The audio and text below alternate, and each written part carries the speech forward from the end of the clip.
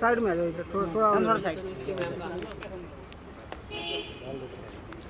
हाँ तो मैम क्या कहना चाहेंगे, किस क्या क्या धाराएं लगी हैं राखी सावंत के ऊपर? बहुत सारी धाराएं लगी हैं बेस्ड ऑन मल्टीपल वीडियोस। तो सारे एफआईआर की प्रक्रिया शुरू हो गई है और अलग अलग वीडियोस में अलग अलग जो उसने स्टेटमेंट्स किए हैं, फॉल्स एलिगेशंस लगाए हैं, outraging women's modesty, humiliating statements जो उसने किए हैं, तो सारी चीज़ों पे अलग अलग धाराएं हैं। वो सारा अभी प्रोसेस स्टेटमेंट स्टार्ट हो गया है। साथ ही मुंबई पुलिस क्या एक्शन लेने वाली है राखी सावंत के खिलाफ? They will take action, I am very confident, क्योंकि मैंने एक बैकग्राउंड भी दिया है कि ये मुद्दा कब से शुरू हुआ था। 2008 से शुरू हुआ था, जब राखी को मुझसे दिक्कत होनी शुरू हो गई थी, जब हॉर्न ओके प्लीज़ में राखी को रिप्लेस करके मुझे लिया गया था और फिर मेरे साथ कंट्रोवर्सी करके प्रोड्यूसर्स ने वापस राखी को लिया। तो उसमें प्रोड्यूसर्स की एक चाल थी कि मेरे नाम पे पब्लिसिटी करके, शायद उनकी पहले से प्लानिंग थी कि राखी को ही लेंगे, लेकिन उन्होंने पहले राखी को रिप्लेस किया मेरे से और उसके बाद मेरे साथ कंट्रोवर्सी करके वापस राखी को गाने में लिया और मेरे सारे चेक्स उन्होंने बाउंस कर दिए। मेरे शूटिंग से पहले ही मेरा एक चेक बाउंस हो गया था। मतलब उनकी सोची समझी साजिश थी कि ये कंट्रोवर्सी करेंगे, हंगामा करेंगे ताकि ये सब हो जाए, पब्लिसिटी मिले। मैं ये कहना चाहूँगी कि इस तरह की गलत काम करने ही नहीं चाहिए प्रोड्यूसर्स को, क्योंकि अगर मैं गाना कर लेती, वो गाना रिलीज़ हो गया होता, मैं उस वक्त मेरा एक नाम था, मैंने अच्छी अच्छी फिल्में की थी, मेरी आशिक बनाया बहुत बड़ी हिट हुई थी और दूसरी भी गाने फिल्में हिट हुई थी। अगर वो गाना रिलीज़ हो गया होता तो मुझे भी आगे काम मिलता और प्रोड्यूसर्स को भी फ़ायदा होता। वो पिक्चर रिलीज़ हो जाती, वो पिक्चर आज तक रिलीज़ नहीं हुई है। उस पिक्चर की वजह से मुझे इतना इमोशनल ट्रॉमा, इतना कुछ मुझे झेलना पड़ा। उन्होंने अगर वो कंट्रोवर्सी नहीं करी होती, शॉर्टकट का काम नहीं किया होता कि कंट्रोवर्सी करके तनुश्री दत्ता के ऊपर हम ज़ोर ज़बरदस्ती करके प्रॉब्लम्स क्रिएट करके किसी भी लड़की को अगर आप इस तरह से ट्रीट करोगे, तो कोई भी एक ईमानदार जो इंसान होता है, सेल्फ रिस्पेक्टिंग इंसान होता है, रिटेलिएट करेगा ही। आप किसी को परेशान कर रहे हो, वो चुपचाप कैसे कोई कुछ चीज़ें ना सहनशीलता के बाहर होती हैं और कुछ आदमी ऐसे होते हैं जिनकी हरकतें आप नहीं झेल सकते। और नाना पाटेकर की रेपुटेशन हमेशा से ऐसी रही है। उसकी एक सिर्फ मैं नहीं, बहुत सारी हीरोइंस के साथ उसके प्रॉब्लम्स हुए हैं। बहुत सारी एक्ट्रेसेस ने इंटरव्यूज़ में कुछ ना कुछ उसके बारे में बोला है और उसने अपनी छवि बनाई है कि मैं बहुत अच्छा इंसान हूँ क्योंकि मैं समाज सेवा करता हूँ। कोई प्रूफ नहीं है समाज सेवा का, सिर्फ प्रेस कॉन्फ्रेंसेस है कि समाज सेवा करते हैं। आप प्रूफ दिखा के आप बोलिए कि आपने सच में क्या समाज सेवा की है। और दूसरी चीज़, अच्छा आदमी वो होता है जो अपने परिवार के साथ रहे। हीरोइनों के साथ लिंकअप करके हीरोइनों के साथ अफेयर करने अच्छा आदमी के लक्षण नहीं होते हैं। ये बात दुनिया को पता है, ये बात पूरी मीडिया में फैली हुई है कि नाना पाटेकर के अपने खुद के फैमिली के साथ संबंध ठीक नहीं है। वो अपनी खुद की बीवी और बेटे के साथ नहीं रहते। उसने अपने बेटे को भी इंडस्ट्री में कोई सपोर्ट नहीं दिया है। अच्छा आदमी के लक्षण वो होते हैं जो अपनी बीवी के साथ, एक ही बीवी के साथ जिससे उसने शादी की है, वो शादी निभाए। बीवी बेवा की जैसे रह रही है और हीरोइनों के साथ अफेयर्स की खबरें हर जगह, आर्टिकल आप निकालोगे ऑनलाइन तो ये हीरोइन वो हीरोइन, वो अच्छे आदमी के लक्षण नहीं है। तो जो पब्लिक में उसने अपनी इमेज बनाई है कि मैं अच्छा आदमी हूँ और ये तनुश्री दत्ता मेरे पे एलिगेशंस लगा रही है, वो सरासर झूठ है। अच्छा आदमी अपने परिवार के साथ रहता है, अपने बेटे बेटियों के लिए वो जान तक देने को राज़ी रहता है।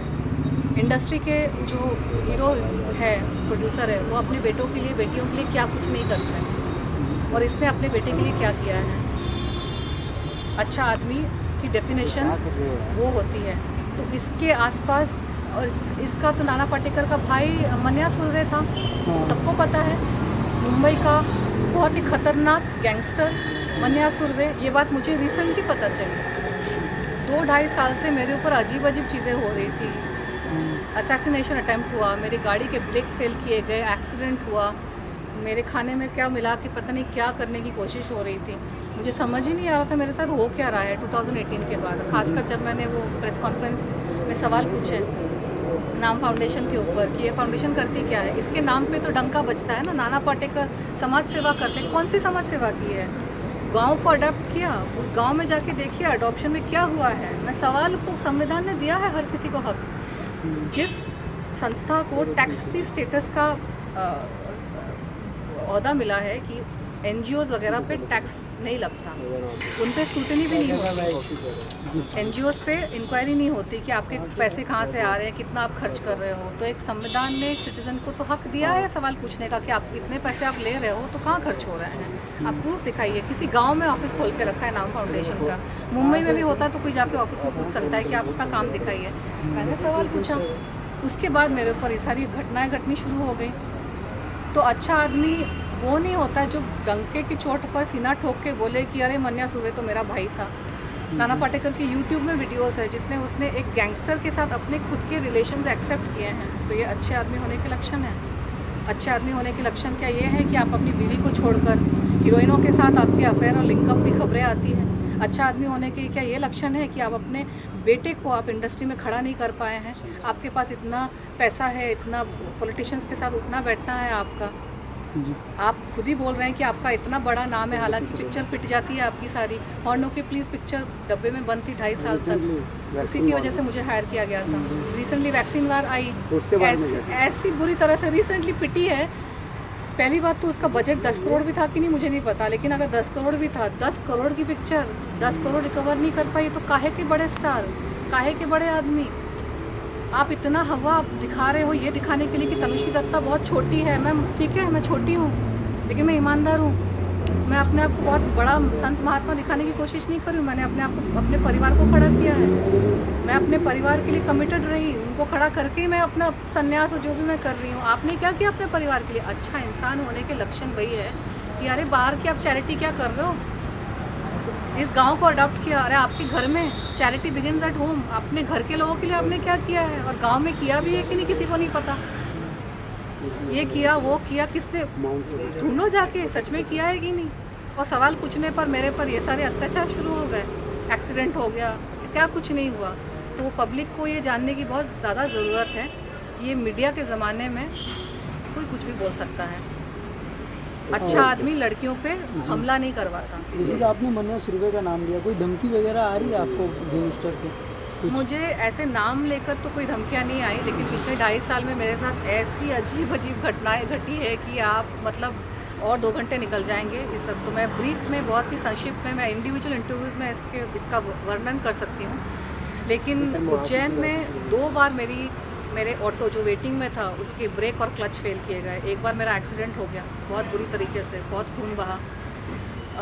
एक मेड को मेरे घर पे मैंने रखा था जो कुछ उसके अजीब से कॉन्टैक्ट्स थे, बहुत सारे झूठ वूठ बोल के आई थी। उसने मेरे खाने पानी में कुछ मिला दी थी जिसकी वजह से मेरी तबीयत बहुत मतलब मरने जैसी हालत हो गई थी। वो एक घटना घटी। फिर एक बार मुझे किसी जगह पे धोखे से ले जाने की कोशिश की गई और वहाँ ले जाके मेरे साथ पता नहीं क्या करते हैं, लेकिन वो मैं समझ गई कि सेटअप है, सुपारी है, तो मैं वहाँ से हट के निकल गई। ये सारी चीज़ें, अलग अलग फ़ोन कॉल्स आना, धोखे से मुझे इम्पर्सनेशन करके मुझे फंसाने की कोशिश करना, मुझे पागल प्रूफ करने की कोशिश करना, कमेंट्स करके, वीडियोस बना के, आर्टिकल्स छपवा के कि ये, क्योंकि मैं अध्यात्म से जुड़ी हूँ तो मेरी जीवन शैली नॉर्मल इंसान से अलग है। जो अध्यात्म से जुड़ा है उसका मार्ग ही अलग है। मैं मीडिया में इसलिए हूँ क्योंकि मैं यहाँ पे कल्याण करना चाहती हूँ और मीडिया मेरा फील्ड है। तो अलग अलग चीज़ों से मुझे प्रूफ करने की कोशिश कर रहे थे कि ये, ताकि जब मेरा मर्डर हो तो ये सुसाइड प्रूफ कर सकें। खाने में चीज़ें मिला दी ताकि जब मर्डर हो तो ये प्रूफ कर सके कि अरे ये तो बीमारी से मर गई या हार्ट अटैक से मर गई। एक हेल्दी इंसान को अगर आप गलत दवाइयाँ मिला के खिला दोगे ना तो इंसान ऐसे ही मर जाएगा। तो ये सारी चीज़ें मेरे साथ हुई, लेकिन भगवान है ना, वो इन शैतानों से कहीं बड़ा है। और जिसने भगवान ने डिसाइड करके रखा है कि ये तो ज़िंदा रहेगी तो कोई मेरा कुछ बिगाड़ नहीं सकता। तो अब मैं एक्शन, एक तो मुद्दा शुरू हुआ है राखी का, वो उसी मुद्दे से कनेक्टेड है क्योंकि मीटू मूवमेंट के टाइम पे राखी दर्ज हो गया है ना, राखी साहब को वही प्रक्रिया चल रही है, अच्छा मैम, फाइनली मैम आप मानती हैं कि जितने भी अटैक्स हुए आप पे, जो भी आरोप लगाया, जैसे कि आर्टिकल्स की बात करें तो सभी नाना पाटेकर के थ्रू कराए गए, तो कहीं ना कहीं उन्हीं का नाम आ रहा है आपके? मेरे और तो कोई दुश्मन है नहीं। मैं वैसी तो हूँ नहीं राखी सावंत के जैसे कि हर साल किसी नए इंसान को लेकर उस पर एलिगेशन लगाना शुरू कर दूँ। मुझ में उतना संयम है और क्लैरिटी है। मैंने इतनी सारी पिक्चरें की।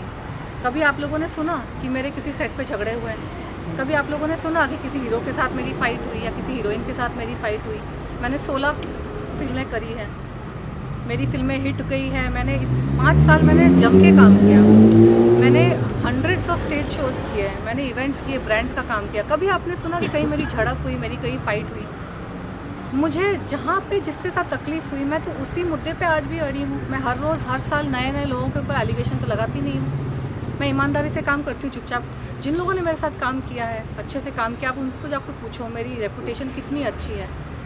इस नाना पाटेकर ने, इस राखी सावंत ने मेरी रेपुटेशन की धज्जियाँ उड़ा दी ना। मुझे यहाँ काम चैन से काम करने दिया। अमेरिका में भी जाके मुझे कामकाज को लेकर बहुत तकलीफ़ें हुई। अलग अलग झूठे झूठे एलिगेशंस लगाए, पर्सनल लाइफ पे अटैक किए, झूठे एलिगेशंस लगाए, शादी वादी की चीज़ें मेरी स्पॉइल हो गई। तो ये शैतानी लोग हैं, इनकी शैतानी प्रवृत्ति है। इनको झूठ के बेसिस पर अपना साम्राज्य चलाना है और उनको ये भी पसंद नहीं है कि कोई उनको आईना दिखाए। चाहेंगे सामने वाले को और चाहेंगे कि सामने वाला प्रताड़ित हो जाए और चुपचाप सह ले। अरे भाई क्यों सहे? भगवान ने पैदा किया है, धरती पे लाया है, ईमानदारी से अपनी रोटी कमाती हूँ, किसी के बाप का नहीं खाती मैं। मुझे चैन से जीने दो, मुझे चैन से काम करने दो, बस यही मेरी इच्छा है। न मेरी कोई एम्बिशन थी कि मैं कोई महारानी बन जाऊँ। परेशान भी करेंगे, कंप्लेन भी मत करो, कुछ बोलो भी मत। क्या है यार, क्या हो रहा है यहाँ पे? अच्छा तनुश्री मैम, एकाएक क्या बात हो गई जो कि 4 साल के बाद तनुश्री दत्ता जाग गई और कंप्लेन करने आ गई? इसके पहले क्यों नहीं कंप्लेन की नाना पाटेकर के खिलाफ इस तरह की? नहीं, जागने की बात नहीं है। नाना पाटेकर के खिलाफ तो 2018 में ही कंप्लेन मेरी दर्ज हो गई थी। तो ये नाना पाटेकर को लेकर, मूवी को लेकर, हाँ, ये जो कंप्लेन जो है ये राखी सावंत पे, नहीं राखी सावंत का ये कंप्लेन है। नाना पाटेकर का कंप्लेन 2008 में भी दर्ज हुआ था FIR, जिसमें पुलिस ने कार्यवाही की नहीं थी और पुलिस ने उसको ठीक से किया नहीं था। इसे 2018 में वापस से मैंने उस चीज़ को किया और वहाँ पे भी प्रेशर में आके बहुत मेरे विटनेसेस को डराया धमकाया गया और विटनेसेस को यहाँ वहाँ किया गया। राखी सावंत का जो मामला था 2018 में मेरी तबीयत बहुत बिगड़ चुकी थी मीटू मूवमेंट के टाइम पे, क्योंकि इतना मुझ पे एक साइकोलॉजिकल प्रेशर आ रहा था और मुझे US वापस भी जाना था, क्योंकि यहाँ से तो लोगों ने परेशान किया, तो वहाँ पे मेरा काम वाम था, मुझे वापस जाना था। तो अब जब मैं वापस आई हूँ और अब मेरे पास वक्त है, क्योंकि आप समझ सकते हैं कि मुझे तो देखने वाला कोई नहीं है ना, मेरे आगे पीछे कोई नहीं है मुझे देखने वाला, तो मुझे तो अपनी रोजी रोटी कमानी पड़ेगी ना। मैं यहाँ बैठी रहूँ, ये सब कोर्ट कचहरी के चक्कर करती रहूँ, मुझे काम यहाँ रहने नहीं दोगे, यहाँ जीने नहीं दोगे, यहाँ काम नहीं करने दोगे। भाई मैं जहाँ पे हूँ वहाँ पे तो मैं काम करूँ, कुछ करूँ, अपना जीवन का आगे बढ़ाने की कोशिश करूँ। तो हमेशा पॉसिबल नहीं होता है कि हर चीज़ को तुरंत कर देना। और राखी सावंत जैसी जो लोग होते हैं वो जितनी गंदगी कर देते हैं ना, सामने वाला इंसान इतना धक्के से शॉक हो जाता है कि सामर्थ्य आपका टूट जाता है कि आप डील कैसे करें। अभी तो मैं वीडियोस देखने को मजबूर हो गई हूँ, क्योंकि FIR के लिए पूरा डिटेल देख कर आपको सेकंड बाय सेकंड बहुत वो करना पड़ता है। मैं 2 दिन पहले भी मैं रो रही थी कि कोई इंसान आके इस तरह के एलिगेशन लगा के सारी ज़िंदगी यार ईमानदारी से काम किया, इससे अच्छा तो बेईमानी हो जाता है। क्यों ईमानदार रहे कोई इस देश में? क्यों कोई तरीके से रहे? जब चोर उच्चकों को इज्जत देते हैं, चोर उच्चकों के सामने दुनिया अगर झुकती है, झूठे लोगों का बोलबाला है, कोई भी आके कुछ भी करके चला जाएगा, तो हम क्यों ईमानदार रहें? हम भी झूठे बन जाते हैं, हम भी बेईमान बन जाते हैं, हम भी चोर उच्चके बन जाते हैं, हम भी डकैत बन जाते हैं। और उस तरह के लोगों को ही संविधान प्रोटेक्ट करेगा। मंत्री महोदय का मंत्री लोगों के साथ उठना बैठना, सारे गुंडे चोर मवाली, और जो ईमानदार इंसान होता है तो ईमानदारी से मेहनत में मजदूरी कर रहा होता है। क्या करे इंसान बताओ? और फिर अगर एक वक्त भी आता है कि चलो फ्री है अभी अब कर सकते हैं, तो सवाल पूछते कि अभी क्यों? अरे कब करें? इंसान में जब क्षमता होगी, जब समय होगा अपने काम काज को छोड़ के, तभी इंसान एक्शन लेगा ना। Thank you madam.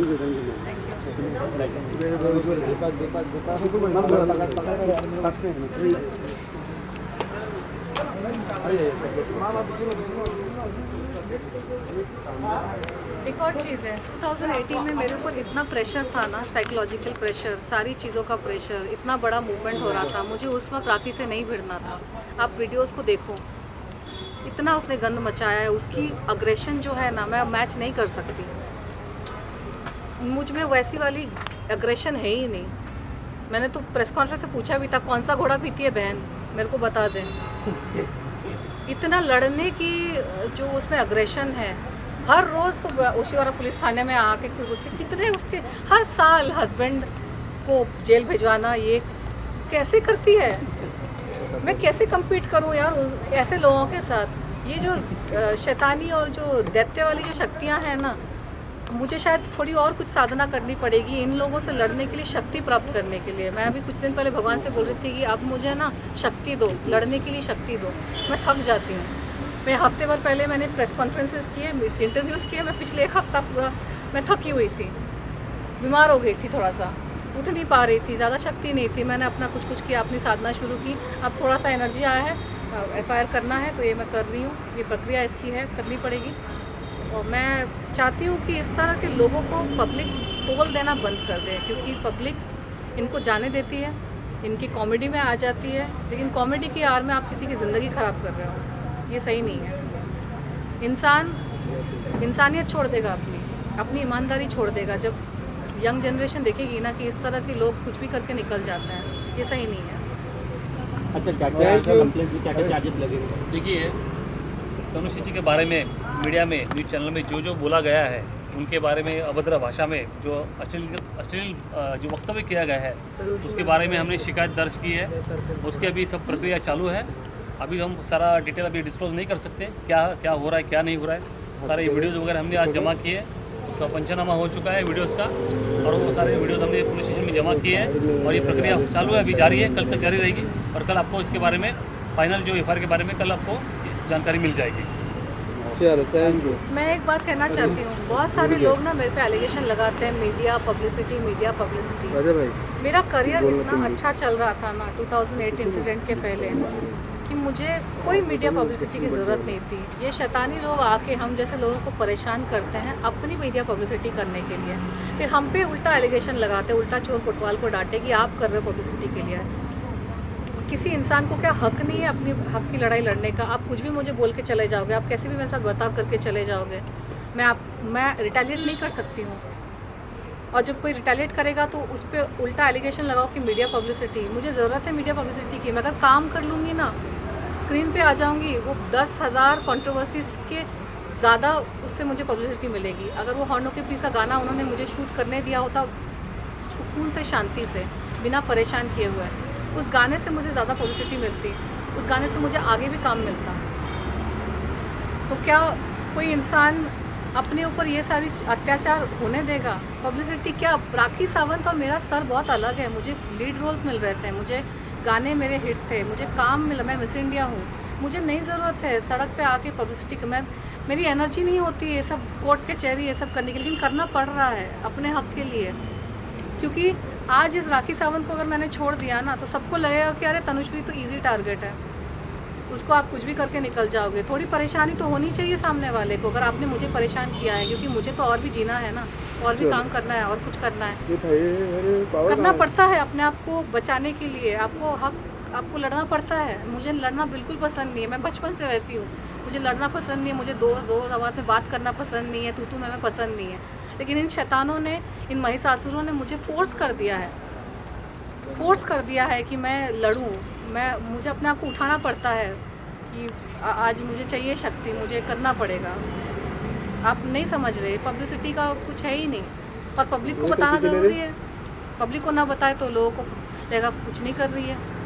So chicken and egg situation, करे तो क्या करे इंसान। Thank you.